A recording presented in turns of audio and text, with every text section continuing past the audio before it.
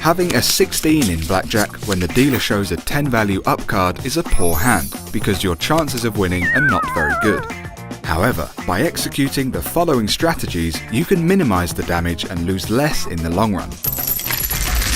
Let's look at some different 16s that you could get and the best way to play them. Hard 16, multi-card 16, soft 16, pair of 8s.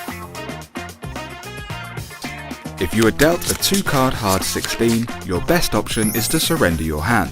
When you surrender, you forfeit playing your hand with an automatic loss of half the original bet. Surrendering your hand makes sense only when your chance of winning is less than 1 out of 4 hands. Therefore, you will save money in the long run by surrendering the hand instead of standing or hitting. If the surrender option is not offered, then hitting is the better option. Here again, you'll lose money whether you hit or stand, but you will lose less in the long run by hitting. If you have a multi-card 16, your best play is to stand.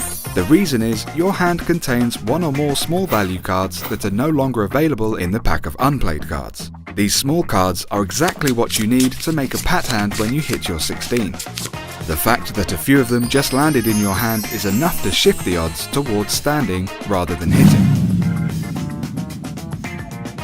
When you are dealt a soft 16, you should always hit.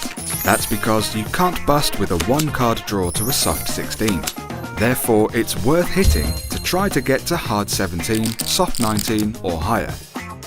Most players balk at splitting a pair of 8s, reasoning, why throw more money at a bad hand by splitting?